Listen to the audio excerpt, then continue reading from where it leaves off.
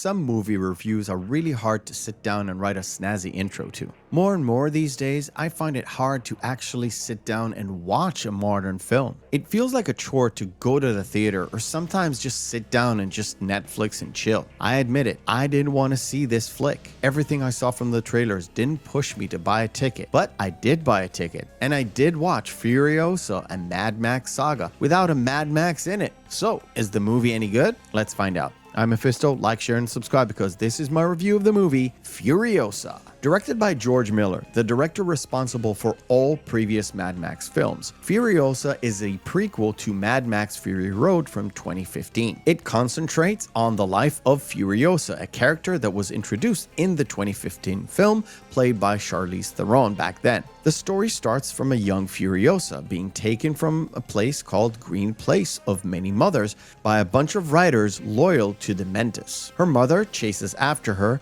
and nearly saves her, but gets herself captured and executed in front of her daughter. Dementis takes claim of the young Furiosa and raises her as his own. The Wastelands is a harsh place, and when Dementis finds the Citadel and Immortan, the two clash, and Furiosa manages to free herself from Dementis and hide in the Citadel, posing as a boy, in service of Immortan. The two tyrants clash over dominance of the Citadel, Gastown, and Ammunition Town, with Furiosa constantly scheming to leave them both and to find her way back home to the Green Place. This movie is more or less divided into two parts, even though Miller cut it up to be 4 parts. The first hour or so, we have young Furiosa, played by child actor Alila Brown, with the first 20 minutes are all about the chase between the mother and the gang.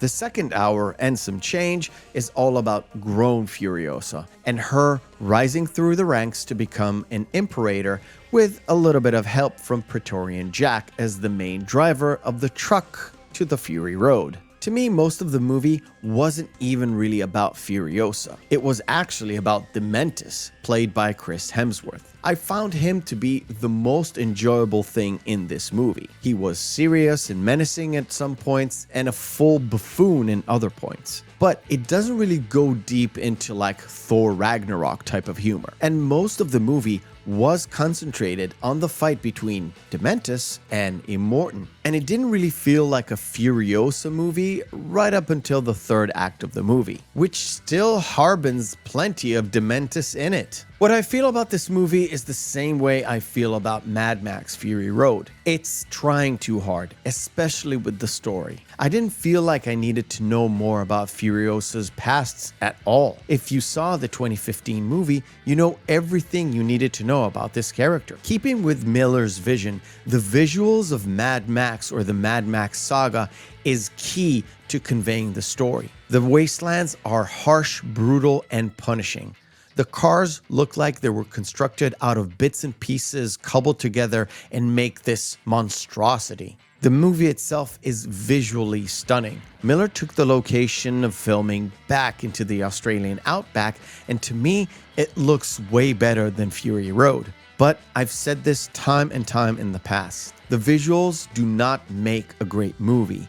It only is there to enhance a good story. Therefore, I can't really recommend you watch this thing in the theater. Yes, there are great action sequences. There's some gear porn for those who love these kind of things about Mad Max series. And there are plenty of fake fire and explosions. But it is not enough for me to enjoy a full-on movie. It's not even worth a date night with your wife. I wasn't bored, but I saw no reason to be wowed. I thank you for watching, and remember, hope is a good thing, maybe even the best of things, and no good thing ever dies. I'll see you on the next video.